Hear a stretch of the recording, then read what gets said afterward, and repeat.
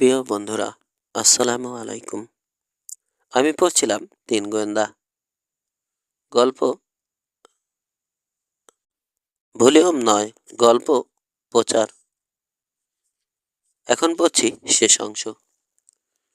এখনো পাইনি, তবে পাবো, গম্ভীর হয়ে জবাব দিল কিশোর।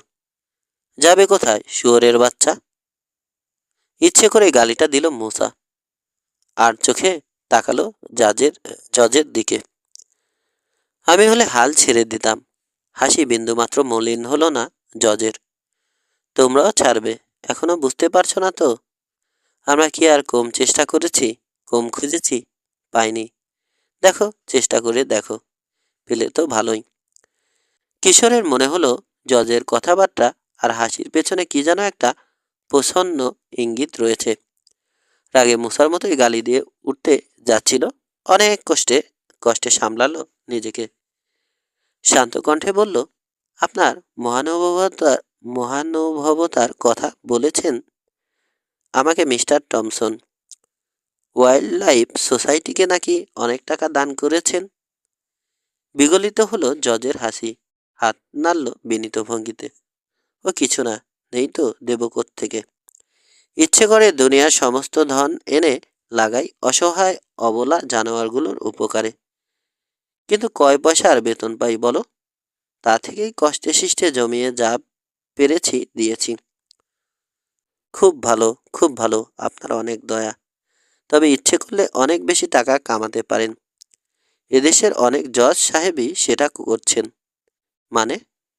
কালো হয়ে গেল জজের মুখ। হাসি উধাও। ধরুন, মানে আমি কল্পনা করতে বলছি আর কি আপনাকে। আপনি মোটেই সৎ লোক নন, ভদ্রলোক নন, নিতান্তই ছোট লোক। প্রসাদদের সঙ্গে আপনার যোগসাজশ আছে। প্রসাদদের ধরে আপনার কোর্টে পাঠালে নানা রকম অজুহাত দেখিয়ে বেশিরভাগকেই ছেড়ে দেন। অল্প কয়েকজনকে লোক দেখানো শাস্তি দেন, এই ২-৪ দিনের জন্যে। শহরে যত বড় বড় অন্যায় ঘটে সব দেখেও না দেখার ভান করেন। কেন করেন? দুহাত ভরে টাকা দেওয়া হয় আপনাকে, বিনিময়ে কালো টাকার পাহাড় জমিয়ে ফেলছেন। অথচ এমন ভাব করে থাকেন যেন আপনার মতো সৎ লোক আর হয় না। সবার জন্যে দরদ উতলে পড়ে। মাঝে মাঝেই টাকা দান করেন ওয়াইল্ড লাইফ সোসাইটিতে, যাতে আপনার উপর সন্দেহ না পড়ে কারো। রাগে লাল হয়ে গেছে জজের মুখ। মোলায়েম দৃষ্টি আর মোলায়েম নেই, যেন ইস্পাতের তলোয়ারের ধারালো ফলার চোখা মাথা। কিশোরের হৃৎপিণ্ডে বেঁধার চেষ্টা করছে। জোর করে শুকনো হাসি ফোটালেন মুখে। খুব কল্পনাপ্রবণ ছেলে তুমি, আমার মতো নিরীহ জানোয়ার। দরজার দিকে চোখ পড়তে থেমে গেলেন। খোলা দরজায় এসে দাঁড়িয়েছে সিম্বা। মুসাকে খুঁজতেই এসেছিল বোধ হয়। জজ সাহেবকে দেখে রেগে গেছে। দাঁত মুখ খিচিয়ে চেয়ে আছে তার দিকে। চাপা ঘর ঘর করতে করতে ঘরে ঢুকল। কিভাবে জ্বলে উঠল কিশোরের চোখ। দুই সহকারী দুই সহকারীকে বলল, চলো যাই। অবাক হলো রবিনার মুসা, কিন্তু কিছু বলল না। কিশোরের এই অদ্ভুত ব্যবহারের নিশ্চয় কোনো কারণ আছে। পিছু পিছু বেরিয়ে এলো ওরা। ঠোঁটে আঙুল রেখে ওদেরকে চুপ থাকতে বলে জানালার কাছে গিয়ে ঘরের ভেতরে উকি দিল কিশোর। বাঘের দৃষ্টিতে কুকুরটার দিকে তাকিয়ে আছেন জজ। দরজার মুখে বসে আছে ওটা। জোরে জোরে হাত নেড়ে ওটাকে ভাগার নির্দেশ দিলেন। নড়ল না সিম্বা। গো গো করে উঠল। দাঁত খিচালো আরেকবার। টেবিলে জোরে কিল মারলেন জজ। তারপর ছুটে গিয়ে ধা করে এক লাথি মারলেন কুকুরটার গলায়। আর যায় কোথায়? গাউক করে এসে তার বুকে দুপা তুলে দিল সিম্বা। টুটি কামড়ে ধরতে গেল। চোখের পলকে ছুরি বেরিয়ে এলো নিরীহ জজের হাতে। শিকারী কুকুরের বংশধর সিম্বা অসাধারণ ক্ষিপ্ত। পেটে ছুরি বেঁধার আগেই লাফ দিয়ে সরে গেল। পর মুহূর্তে কামড়ে ধরল জজের ছুরি ধরা হাত। ছুরিটা ফেলার পর তবে ছাড়ল। হেরে গিয়ে ধপ করে একটা চেয়ারে বসে পড়লেন জজ। দরজার কাছে দাঁড়িয়ে পুরো 1 মিনিট চাপা গলায় গজরালো বুনো কুকুরের বাচ্চা। তারপর বেরিয়ে গেল। জানালার কাছ থেকে সরে এলো 3 গোয়েন্দা। মুসাকে দেখে আবার তার কাছে চলে এলো সিম্বা। ব্যান্ডায় ফিরে বলল কিশোর, এই তাহলে নিরীহ জন্তুপ্রেমিক? এত সুন্দর একটা কুকুরের সঙ্গে এরকম ব্যবহার করে? মুসা বলল, বেটা মানুষ নাকি? তোমার কথাই ঠিক কিশোর, রবিন বলল। জজ নির্মল পান্ডা লোক ভালো নয়। কিন্তু কে বিশ্বাস করবে আমাদের কথা? ভুরু নাচালো গোয়েন্দা প্রধান। প্রমাণ লাগবে, প্রমাণ। 20। আমার মনে হয় এখানেই আছে গর্তগুলো।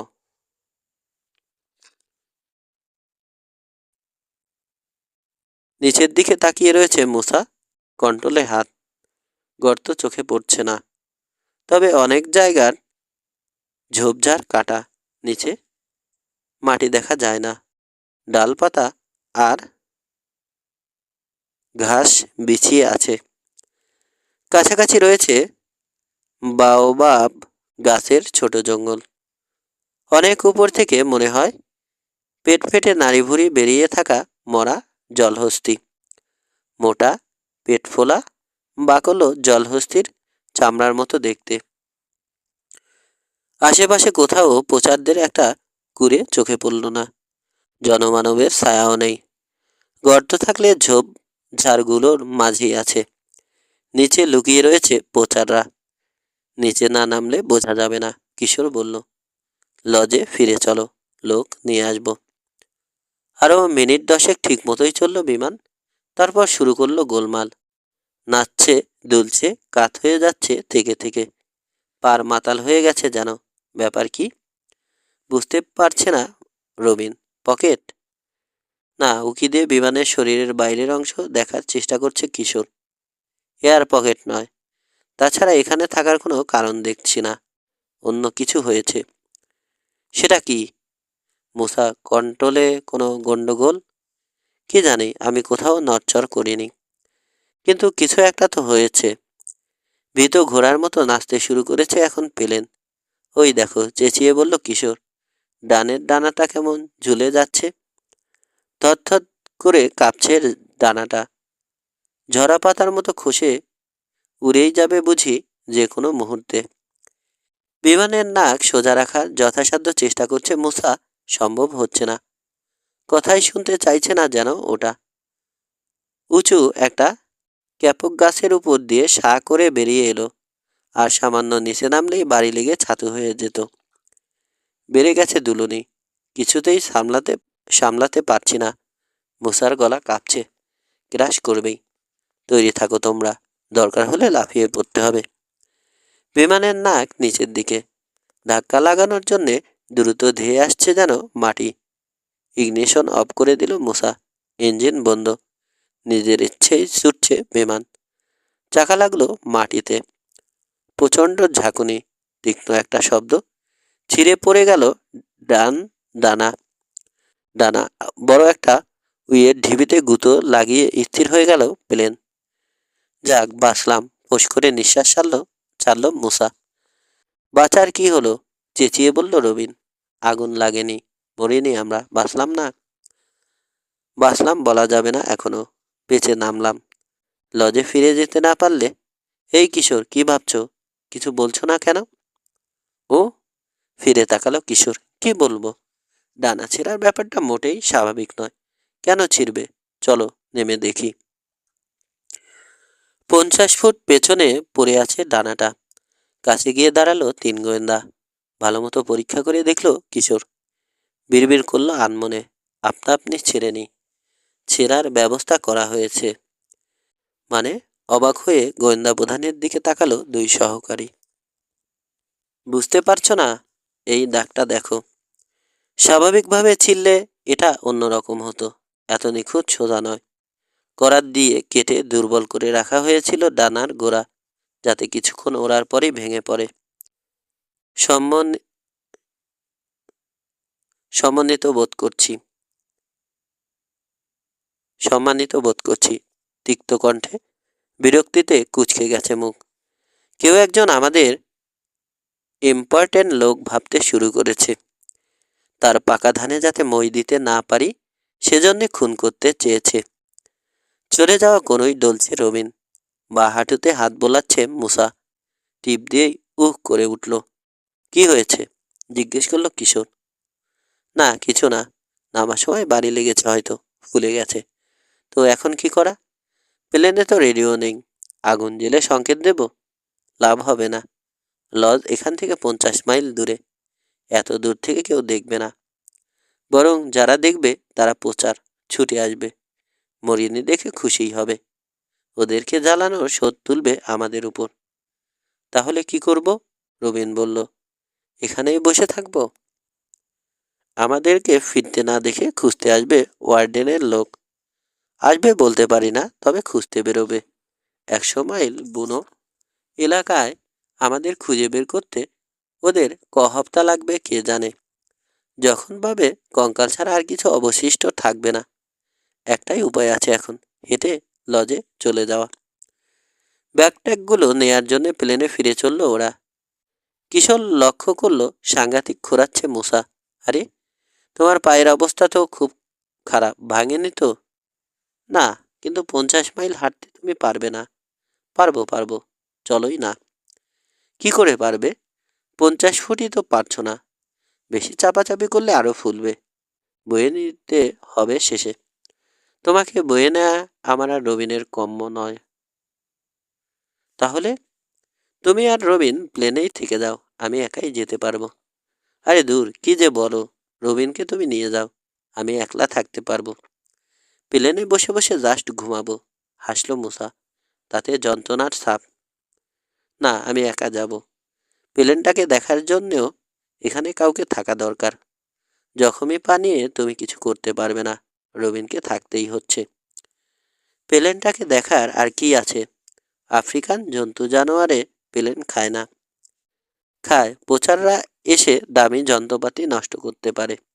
হাতিয়ার গন্ডারও কৌতূহলী হতে পারে। কিছুদিন আগে মার্কিনসে একটা বিমান পড়েছিল, মাটির সঙ্গে মিশিয়ে দিয়েছিল ওটাকে গন্ডারে। হায়েনারা আরও 1 কোটি বাড়া। রবার ওদের খুব প্রিয়, টায়ার খেয়ে ফেলে। আহত না হলেও বিমানটাকে বাঁচানোর জন্যে কাউকে এখানে থাকতে হতো। ঠিক আছে, বলল অনিচ্ছুক মুসা, থাকবো। হারামি পাঠা ব্যথা পাওয়ার আর সময় পেল না। বেশিক্ষণ থাকতে হবে না তোমাদের। কম্পাস, ম্যাপ আর ওয়াটার বোতল গুছিয়ে নিতে নিতে হাসল কিশোর। মাত্র তো 50 মাইল। সকাল বিকাল তোমার সঙ্গে দৌড়ে দৌড়ে আজকাল ভালোই হাঁটতে পারি আমি, জানো। 12-14 ঘন্টার বেশি লাগবে না। তারপর ট্র্যাক নিয়ে ফিরে আসতে ধরো আরও 2 ঘন্টা। আমার বিশ্বাস এই 16 ঘন্টা বেঁচে থাকতে পারবে তোমরা। কিন্তু বিকেল হয়ে গেল। রবিন বলল, রাতে হাঁটবে? কাল সকালে গেলে হতো না? রাতে হাঁটাই সুবিধে, আবহাওয়া ঠান্ডা, চাঁদও থাকবে। ভেবো না, আমি ঠিকই চলে যাব। হুঁশিয়ার থেকো, সকালে ফিরে আসছি আমি। কাউকে আর কিছু বলার সুযোগ না দিয়ে ঘুরল কিশোর। পেছন থেকে ডেকে বলল মুসা, এই শোনো, ভালো দেখে কয়েকটা স্যান্ডউইচ নিয়ে এসো। সারা রাত হায়না তাড়িয়ে সকালে আমি নিজেও হায়না হয়ে যাব। হেসে উঠল তিনজনেই। বেলা ডুবতেই ঠান্ডা হয়ে এলো গরম বাতাস। বন থেকে বেরিয়ে আসতে লাগলো নিশাচর জানোয়ারেরা। প্রায় সবাই আগ্রহ দেখালো প্লেনটার প্রতি। পায়ে পায়ে এসে জমা হতে লাগলো। কেউ বসলো, কেউ দাঁড়িয়ে রইল চারপাশ ঘিরে। ভীতু যারা দূরে রইল, সাহসীরা এগিয়ে এলো। বেশি সাহসী কেউ কেউ এসে বিমানে উঠে সঙ্গী হতে চাইল 2 গোয়েন্দার। ডানায় চড়ে বসলো বেবুনের দল। জানালায় নাক ঠেকিয়ে কৌতূহলী দৃষ্টিতে ভেতরে উকিঝুঁকি মারতে লাগলো ভারটেক ভারভেক মাংকি ভারভেট মাংকি। 4টে গন্ডার এসে হাজির হলো প্লেনের কাছে। বার কয়েক নাক টানলো, ঘুতঘুত করলো। তেড়ে এলো একটা।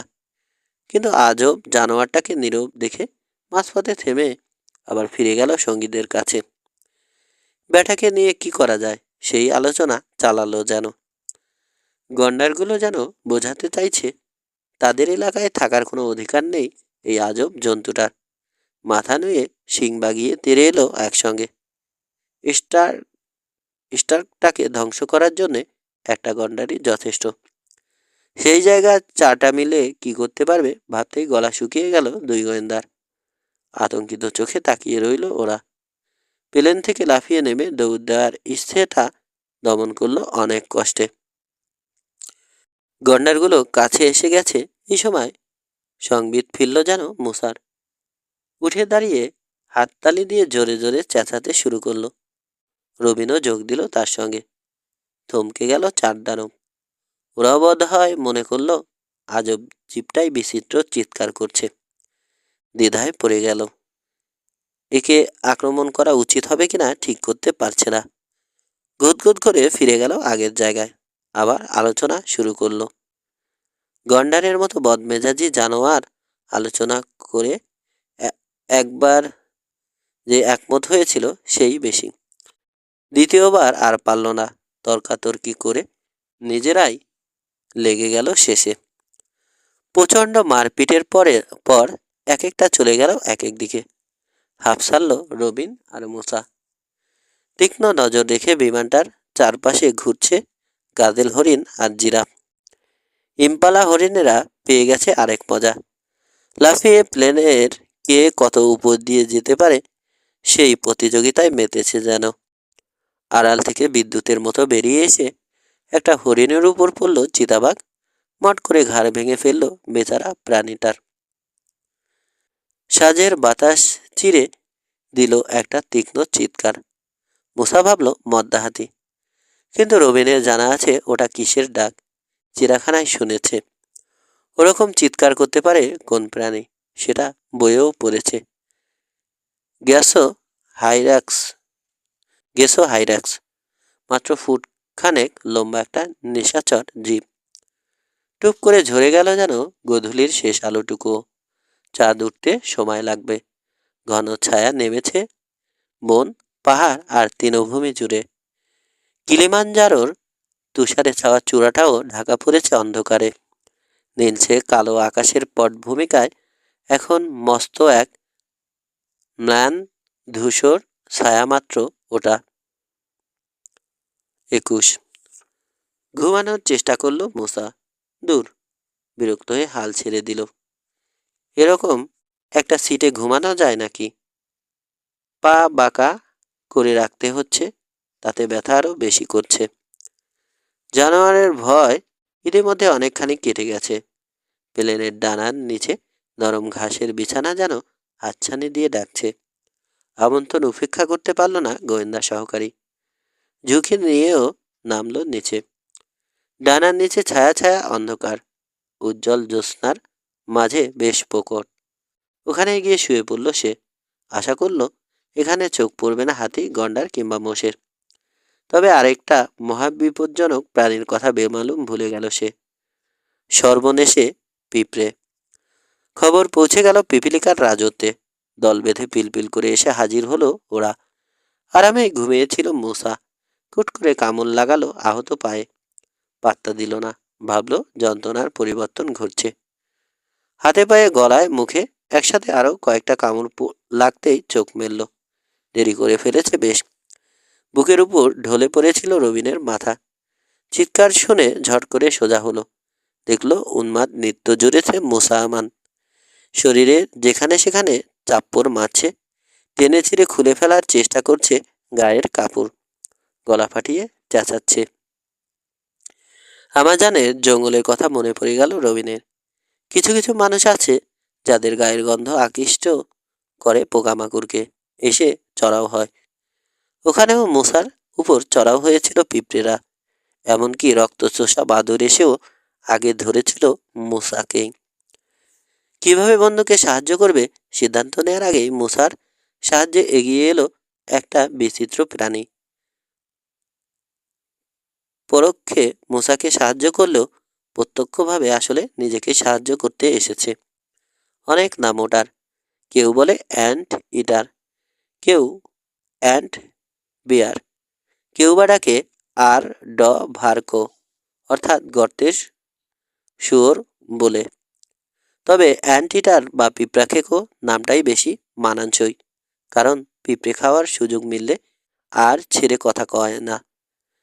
সারাদিন গর্তে পড়ে ঘুমায়, রাতে বেরোয় খাবারের সন্ধানে। মুসার ভাগ্য ভালো, কাছাকাছিই ছিল ওটা। এগিয়ে এলো 4 ফুট লম্বা জিপটা। ওজন 140 পাউন্ড মতো হবে। ভালুকের মতো থাবা, তাতে বড় বড় বাঁকা নখ। উইয়ের ঢিবি চেরার জন্যে ক্যাঙ্গারুর মতো লেজ, গাধার কান আর শুয়োরের মুখ নিয়ে ওকাপির চেয়ে কম বিচিত্র নয় জনাব আর্ডো ভার্ক। কাছে এসে কাজে লেগে গেল পিঁপড়ে খেকো।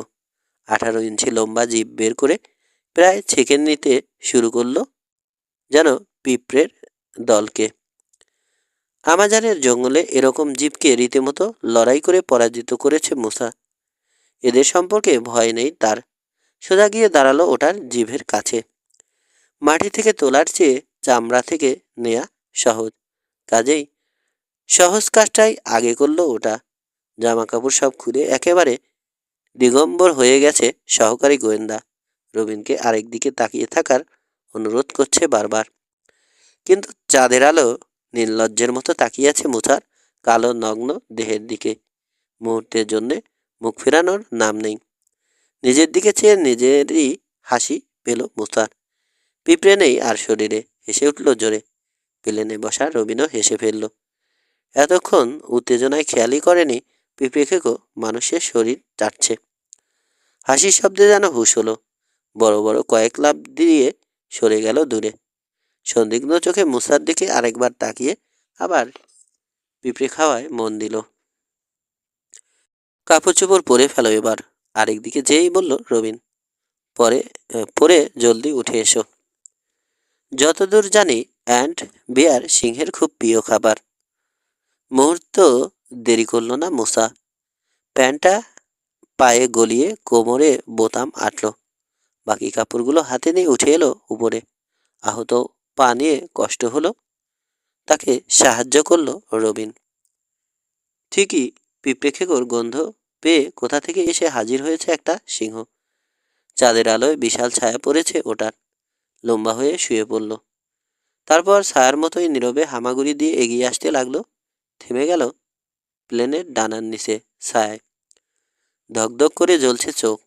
দৃষ্টি পিঁপড়া খেকোটার উপর নিবদ্ধ। সিংহ তার খাবার ধরবে, এটাই স্বাভাবিক।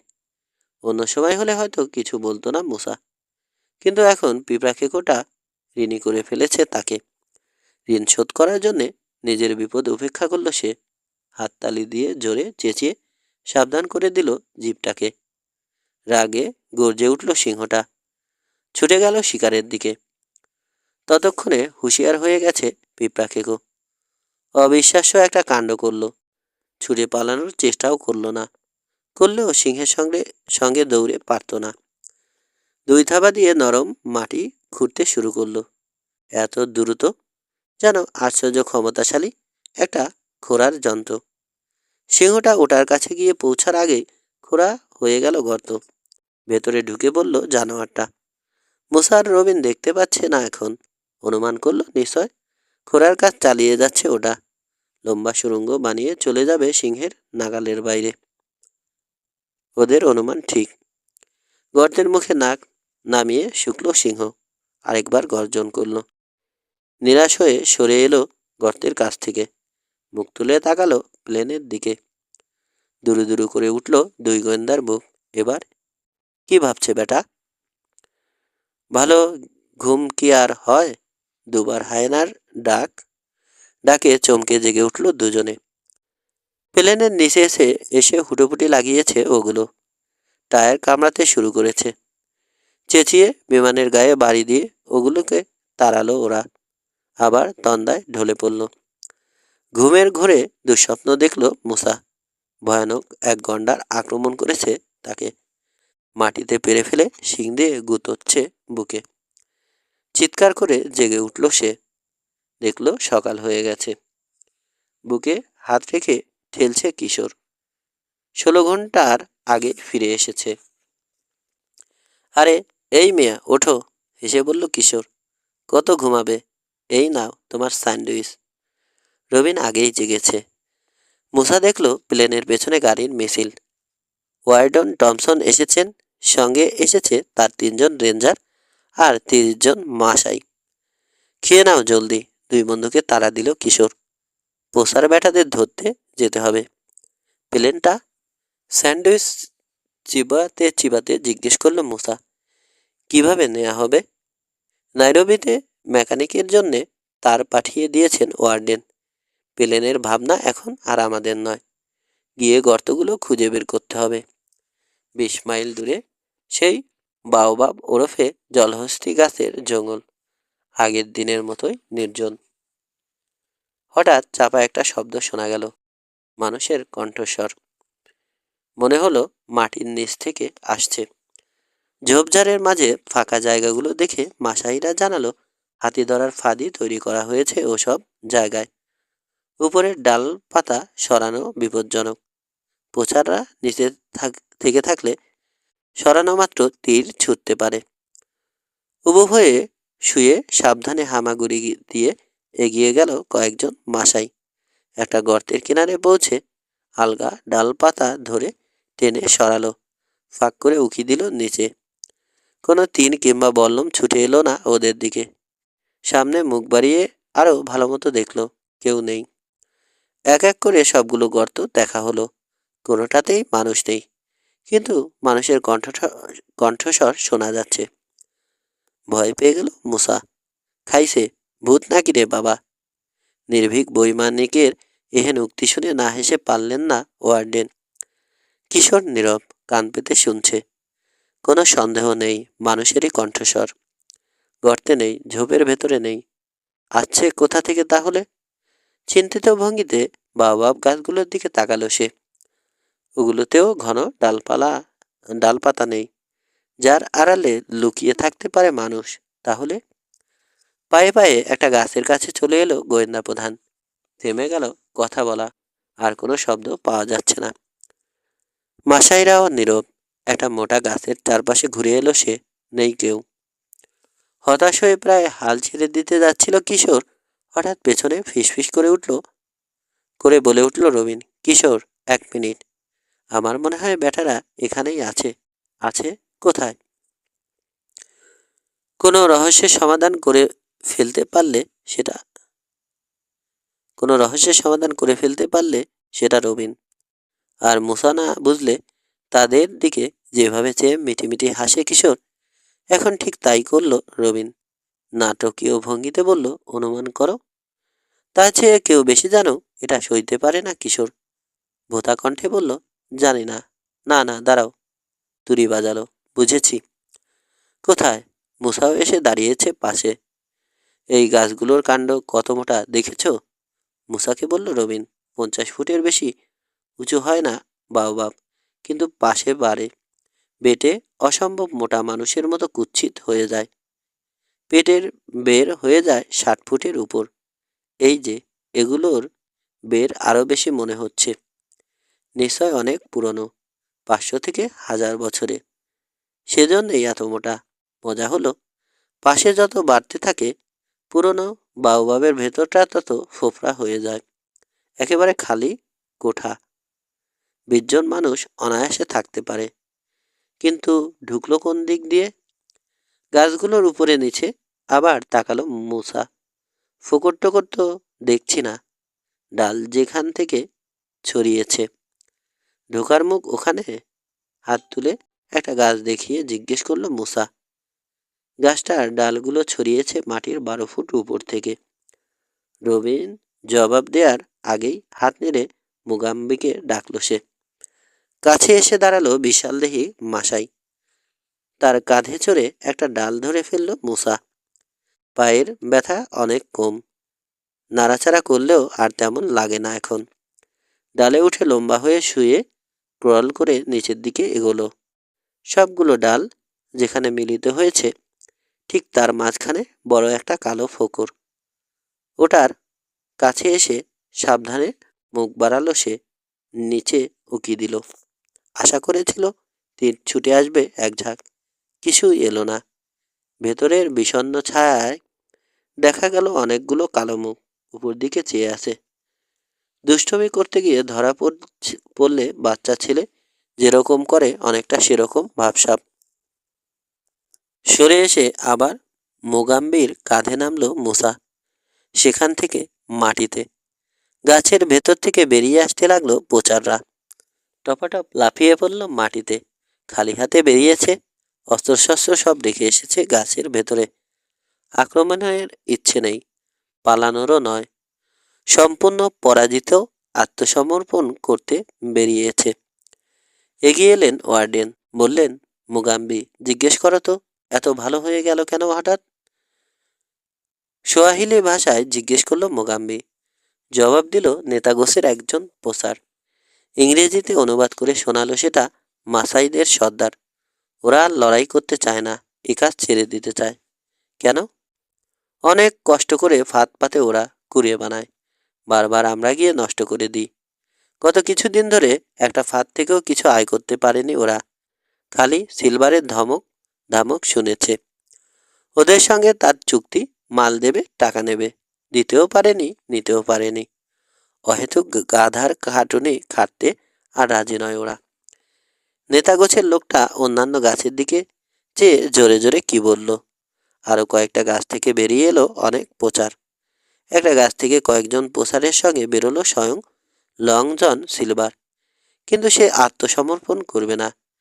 দুই হাতে দুই রিভলভার, দাড়িতে ময়লা, রাগে দুদিকে সরে গেছে ঠোঁটের দুই কোণ। চেঁচিয়ে লড়াই করার আদেশ দিল প্রচারদের। ওরা কথা শুনছে না দেখে লাফাতে শুরু করলো। সিলভার তুলে গুলি ছুড়ল, রিভলভার তুলে গুলি ছুড়ল আকাশে। তারপরে শুনছে না দেখে কেউ বাধা দেওয়ার আগেই গুলি করে মেরে ফেললো একটা লোককে। বদ্ধ উন্মাদ হয়ে গেছে যেন। এবার নড়ল প্রচাররা, তবে মাসাইদের বিরুদ্ধে নয়। চারপাশ থেকে ঘিরে ফেললো তাদের নিজের নেতাকেই। গুলিতে আহত হলো আরো কয়েকজন, পরোয়া করল না।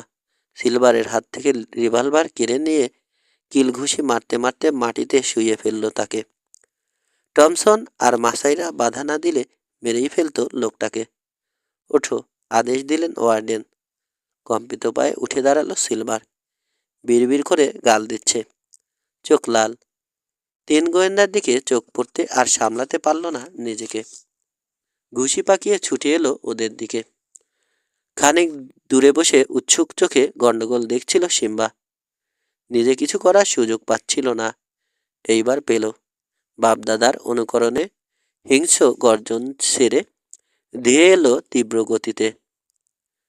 সিলভারের বুকে দুপা তুলে দিয়ে গলায় কামড় বসাতে গেল, কিন্তু কিছুই বলল না মুগাম্বি। কিন্তু বাধা দিতে ছুটে গেল মুসা। না না সিম্বা, সিম্বা! ওটার কলা চেপে ধরে টান দিল। ভীষণ রেগেছে আজ বুনো কুকুরের বংশধর। ঝাড়া দিয়ে মুসার হাত থেকে বেল ছাড়িয়ে নিয়ে আবার কামড় বসাতে গেল। ধস্তাধস্তি করতে করতে মাটিতে চিত হয়ে পড়ল সিলভার। লম্বা হয়ে তার গায়ের উপর সেটে এলো সিম্বা। শিকারকে পাকড়াও করে খুন করার আগে যেভাবে চেপে ধরে বুনো কুকুর, তেমনি ভাবে এইবার এসে হাত লাগালো মুগাম্বি। অনেক কসরত করে টেনে সরালো কুকুরটাকে। এখন আদরে কাজ হবে না, জানা আছে তার। ঠাস ঠাস করে কষে দুই থাপ্পড় লাগালো সিম্বার মাথার দুই পাশে। শান্ত হলো কুকুরটা। কোনো মতে উঠে বসলো সিলভার। চলতে চলতে উঠে দাঁড়ালো, ডলছে আহত জায়গাগুলো। তোমার খেল খতম সিলভার, ওয়ার্ডেন বললেন। অনেক জ্বালান জ্বালিয়েছ। ভাগ্যিস তিন গোয়েন্দাকে পেয়েছিলাম। আমার কচুটাও করতে পারবে না তুমি। বুড়ো আঙুল দেখালো সিলভার। তেজ কমেনি। অনেক টাকা আছে আমার, টাকার জোরে পার পেয়ে যাব। আদালতে গিয়ে জজ নির্মল পাণ্ডাকে বলো সে কথা। তোমার ছাল ছাড়িয়ে নেবে। জানোয়ার তো মেরেছই, সেই সঙ্গে মানুষ খুনও করেছ। তোমাকে ফাঁসিতে ঝোলাবে নির্মল। দুনিয়ার সব টাকা দিলেও তার হাত থেকে নিস্তার পাবে না। জোরে হেসে উঠল সিলভার। তার হাসি শুনে আবার রেগে গেল সিম্বা। ঝাড়া দিয়ে বেল ছাড়িয়ে নিয়ে ছুটে যেতে চাইল, কিন্তু মুগাম্বির সঙ্গে পারল না। এখনো পান্ডা পান্ডা করছেন স্যার? গম্ভীর হয়ে ওয়ার্ডেনকে বলল কিশোর। কথা শুনেও কিছু বুঝতে পারছেন না? অনেকখানি বদলে ফেলেছে বটে চেহারা, কণ্ঠস্বর কিন্তু পুরোপুরি ঢাকতে পারেনি। এতদিনের বন্ধু আপনার, এত ঘনিষ্ঠতা, তাও চিনতে পারছেন না? অবাক হয়ে কিশোরের দিকে তাকালেন টমসন। কি বলছো? ঠিকই বলছি। সিলভার কিছু বুঝে ওঠার আগেই হাত বাড়িয়ে তার দাড়ি ধরে হ্যাঁচকা টান মারল কিশোর। খুলে এলো নকল দাড়ি, বেরিয়ে পড়ল জজ নির্মল পান্ডার মুখ। স্তব্ধ হয়ে গেলেন ওয়ার্ডেন। কথা সরছে না মুখে। হা হা করে হাসল জজ। কেন ঘাবড়াইনি বুঝতে পারছো তো?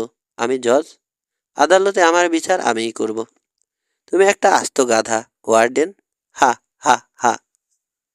হাত পা বাঁধা অবস্থায় নাইরোবি পুলিশের হাতে পড়ার পরই শুধু নরম হলো জজ নির্মল পান্ডা। যখন দেখলো ঘুষ খায় না এমন লোকও আছে। কোটি কোটি টাকার লোভ দেখিয়েও যাকে দিয়ে অন্যায় করানো যায় না, ওখানকার জজকে কিনতে পারল না সে। যাবজ্জীবন জেল হয়ে গেল। অন্যায়ভাবে অর্জিত তার সমস্ত টাকা, সমস্ত সম্পত্তি বাজেয়াপ্ত করে দান করে দেয়া হলো African wild life wild life সোসাইটিকে। নিজের মুখে সব কুকর্মের কথা স্বীকার করেছে নির্মল পান্ডা, তবু যেন বিশ্বাস করতে পারছেন না ওয়ার্ডেন টমসন। ওরকম নিরীহ চেহারার হাসি খুশি একজন ভদ্রলোক এত খারাপ হতে পারে কল্পনাই করেননি তিনি কোনোদিন। সবচেয়ে বেশি দুঃখ পেয়েছেন একজন ঘনিষ্ঠ বন্ধুকে হারিয়েছেন বলে। অন্তত তিনি নিজে জজ নির্মল পান্ডাকে বন্ধু হিসেবেই নিয়েছিলেন। ফেরার দিন এলো তিন গোয়েন্দার। স্টার্ক বিমানটা ঠিক হয়ে গেছে। তাতে চড়েই নাইরোবি যাবে ওরা। সেখান থেকে জেট লাইনারে চড়ে আমেরিকায়। ওয়ার্ডেন টমসন যেতে পারবেন না ওদের সঙ্গে, জরুরি কাজ আছে। তাছাড়া জায়গাও নাকি হবে না বিমানটায়। কেন হবে না বুঝতে পারল না তিন গোয়েন্দা। প্রশ্ন করেও কোনো জবাব মিলল না, শুধু রহস্যময় ভঙ্গিতে হাসলেন তিনি। নির্দিষ্ট দিনে বিমানটায় উঠল তিন গোয়েন্দা। পাইলটের সিটে অবশ্যই মুসা আমান। উঠেই অবাক হয়ে গেল। তার পেছনের সিটের পায়ের কাছে আরাম করে শুয়েছিল বুনো কুকুরের বংশধর। সারা পেয়ে লাফিয়ে উঠে বসলো সিটে। মেদো গাও করে উঠল। আরে তুই? চেঁচিয়ে উঠল মুসা। তুই এখানে কি করছিস? যা যা নাম। আমরা চলে যাচ্ছি। না, ও যাচ্ছে তোমাদের সঙ্গে, নিচে থেকে হাসি মুখে বললেন ওয়ার্ডেন। পাশে দাঁড়ানো মোগাম্বির দিকে একবার চেয়ে আবার ফিরলেন কিশোর বৈমানিকের দিকে। আমার তরফ থেকে, মোগাম্বির তরফ থেকে, আফ্রিকান ওয়াইল্ড লাইফ সোসাইটির তরফ থেকে তিন গোয়েন্দাকে উপহার। অনেক করেছো তোমরা। উপহার দিয়ে সেই ঋণ শোধ করা যাবে না। এই সামান্য উপহারটুকু নিলে আমরা সবাই খুশি হব। কিন্তু মোগাম্বির প্রিয়, বলতে গিয়ে বাধা পেল মুসা। ওই তো প্রস্তাবটা দিয়েছিল আমাকে, বললেন টমসন। তুমি যে সিম্বাকে ভালোবেসে ফেলেছ, তোমাকেও কুকুরটা ভালোবেসেছে, এটা ওর নজর এড়ায়নি। কিন্তু তবু তুমি ওটা নাও মুসা, এবার বাধা দিল মুগাম্বি। না নিলেই বরং আমি দুঃখ পাবো। বুনো কুকুর অনেক আছে এখানে, দরকার হলে সহজেই আরেকটা বাচ্চা আমি জোগাড় করে নিতে পারবো। জন্তু জানোয়ারের প্রতি তোমার ভালোবাসায় আমি মুগ্ধ। তোমার মতো ছেলেরা যখন জন্মাচ্ছে বুঝতে পারছি সুদিন আসছে আফ্রিকার। চোখ মুছল মাসাই সর্দার। কিশোর রবিন, তোমরাও জন্মভূমির গর্ব। শুধু যার যার দেশেরই নও, সারা দুনিয়ার গর্ব তোমরা। দোয়া করি বকে যাওয়া কিশোররা তোমাদের দেখে শিখুক, ভালো হোক, মানুষ হোক। তাজ্জব হয়ে গেল তিন গোয়েন্দা। অশিক্ষিত এক মাসাইয়ের দেশপ্রেম দেখে, নীতিবাক্য শুনে। অনেক বড় বড় শিক্ষিত মানুষও এভাবে গুছিয়ে বলতে পারবে না। নরম কথা শুনলে মুসার চোখে পানি এসে যায়। এখনও তার ব্যতিক্রম হলো না। আপনার জন্য গর্ববোধ করছি আমি, মিস্টার মুগাম্বি। Thank you. হাসি ফুটল মাসাইয়ের কালো চোখের তারায়। সিম্বার দিকে তাকালো। যা বাবা, ভালো থাকিস। বন্ধুর কথা শুনবি সব সময়, গোলমাল করবি না। রবিন, কিশোরও মুগাম্বি আর টমসনকে ধন্যবাদ দিল। এই চিঠিটা নিয়ে যাও। কিশোরের হাতে একটা খাম দিলেন ওয়ার্ডেন। এয়ারপোর্ট ম্যানেজারকে দিও। স্টার্কটাকে ফেরত পাঠানোর ব্যবস্থা তিনি করবেন। আর হ্যাঁ, আমার ব্যান্ডটা সবসময় তোমাদের জন্য খোলা রইল। সুযোগ পেলেই বেড়াতে চলে এসো। যাও, উইশ ইউ গুড লাক। সিম্বাও যেন ভাবল গুড লাক জানানোর দরকার নতুন মনিবকে। পেছন থেকে মুসার গাল কান চেটে দিল। হেসে উঠল সবাই। তরল হয়ে গেল পরিবেশ। হাসি মুখে স্টার্কের ইঞ্জিন স্টার্ট দিল মুসা আমান। শেষ। সবাইকে ধন্যবাদ।